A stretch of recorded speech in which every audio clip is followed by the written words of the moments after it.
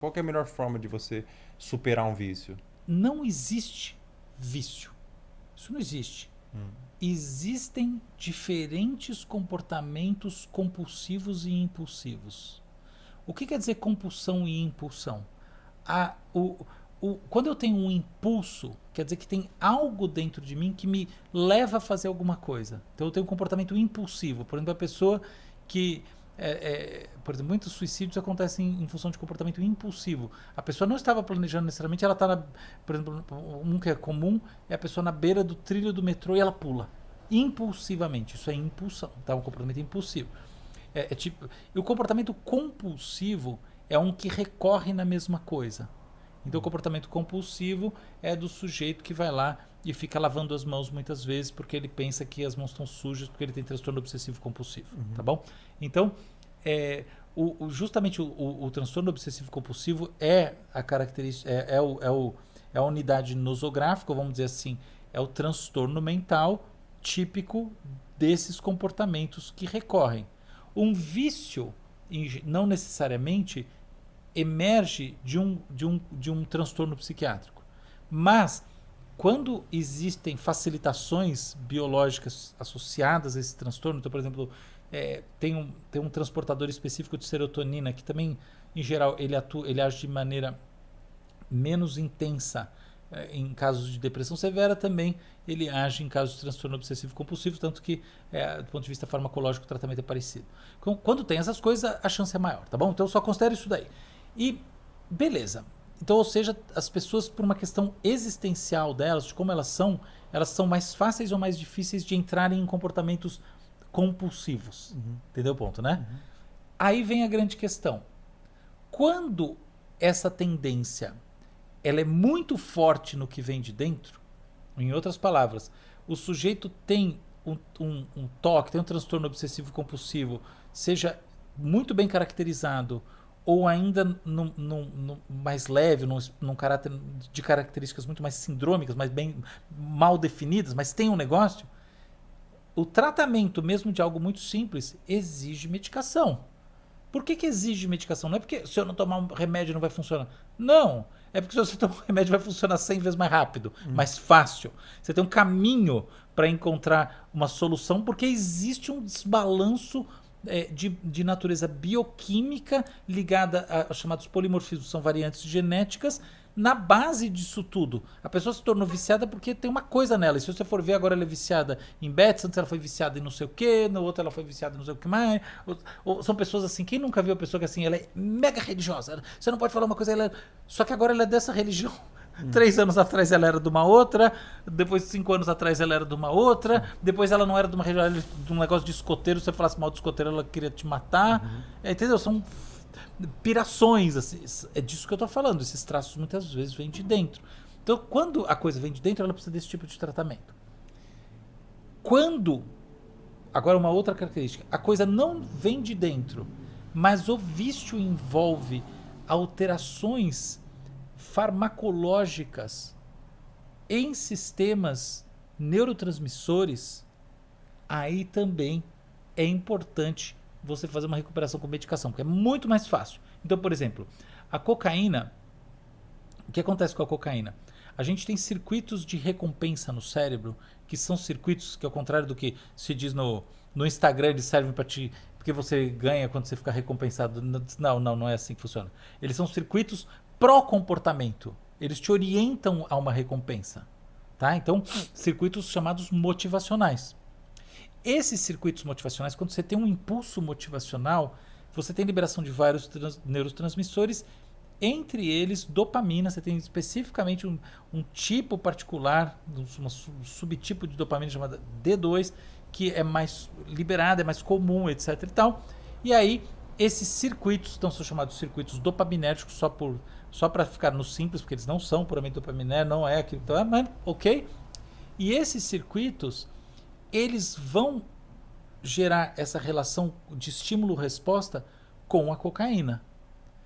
Consequentemente, olha qual que é o problema quando você tira a cocaína. A quantidade disponível... E aí você começa a botar a cocaína no sistema, que é altamente ativadora do ponto de vista desses circuitos, e aí é como se ela desse esse banho de dopamina. O que acontece? O cérebro tem mecanismos de compensação. Então o sujeito não precisa liberar tanta dopamina já que ele está botando de fora. Você entende o ponto? Então qual que é o problema quando você tira a cocaína? Ou crack, né? O problema no Brasil fortemente ligado ao crack. Por que o vício do crack é um problema? Porque a abstinência do crack é um inferno. Não é... Não tem que falar assim, o cara é um craqueiro de merda, ele é um covarde. Ah, é? Queria ver você lá no crack. Não! Nossa senhora, abstinência é uma coisa... Eu conheço de heroína, as abstinências, assim, de uma coisa da pessoa subir numa árvore com os braços e arranhar, muitas vezes se suicidar. O negócio são abstinências colossais, cavalares. E nessas situações, novamente, é importante o acompanhar. Você tem não são exatamente, são medicações, mas vamos dizer assim, você botar também um componente bioquímico nesse sistema desequilibrado do ponto de vista bioquímico para reduzir a abstinência ao longo do tempo, é algo que funciona, porque que muitas vezes se interna a pessoa, né? Não é só para ela ficar longe da droga, é porque ela parar de fumar crack sozinha na casa dela, sem esse tipo de apoiozinho, é mais difícil, é 1 milhão de vezes mais difícil. Então, estão casos aqui extremos em que o que eu recomendo de novo, acompanhamento médico, farmacológico, porque senão o negócio fica muito complicado.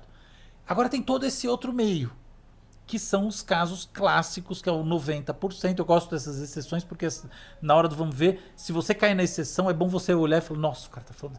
Quem sabe você tem uma boa ação? Eu procuro um psiquiatra sério, pega todo o seu dinheiro e põe na sua saúde, que vai ser maravilhoso para você. Mas tem esse outro 90% aqui, que não é isso. É o vício no sentido do comportamento recorrente e irresistível. Puramente no domínio psicológico. E o que é necessário você fazer nessa hora? A principal coisa, assim, o elemento central, é construir uma rede de apoio que permita, que dê, assim, crie os pontinhos, os check-in points, para que você não recaia porque você está distraído, entre aspas. Porque as principais recaídas acontecem assim. Olha como é que é. O sujeito fala, não quero mais jogar. E aí faz um esforço, isso, aquilo. O que rola é que a pessoa tá lá na internet vendo doom scrolling no sei lá o que, às 2 horas da manhã, e aí chega uma mensagem dizendo que agora tem uma super aposta que vai valer R$1 milhão e elas têm que gastar R$1, qualquer coisa assim. E aí ela põe aquela coisa que são 2 horas da manhã, ela tá sozinha na cama dela, e é ali que o ciclo recomeça, e ela vai... Entendeu? Então, o que essa pessoa precisa? Ela não pode estar numa situação vulnerável do tipo vendo a internet 2 horas da manhã, porque aquilo vai naturalmente puxá-la para o comportamento recorrente. É a mesma coisa da pornografia, qualquer uma dessas coisas. Então o que você precisa? Você precisa, infelizmente, você precisa ser uma espécie de superego da sua agenda, sabe? O gestor, e você tem que botar pessoas para te ajudar, porque senão você não consegue fazer. E é claro que, se você tiver a grana e puder, é absolutamente recomendado que você faça terapia com psicólogo. Sem a menor dúvida, entendeu? Aqui tem um tipo específico de terapia que chama cognitivo-comportamental, que é focado em mudança do comportamento. Não é a terapia mais profunda, é diferente de psicanálise, terapia fenomenológica da existência. Não, é meio um negócio muito mais prosaico. Mas é um negócio focado em comportamento, em passos, em rotinas... E tudo isso. Então é muito importante você falar, eu quero parar com um comportamento terrível, o que eu vou fazer? Eu vou trazer as pessoas, sei lá, minha família, o que for, eu vou criar esse círculo para me ajudar e vou criar uma jornada aqui dentro e eu vou seguir à risca, assim, infelizmente, é horário de dormir, horário de acordar, horário de comer, o celular não sei o que, o isso, aquilo, até uma hora que a boa notícia é que passa. Depois de um tempo você fala, nossa, aquilo parecia assim... que nunca ia sair da minha vida e hoje eu olho e não me diz nada. Então não é que não passa. Passa. Não sendo um vício físico, no sentido de você ter tido, por exemplo, alcoolismo, todos esses que você tem uma mudança química do sistema, todos esses outros passam.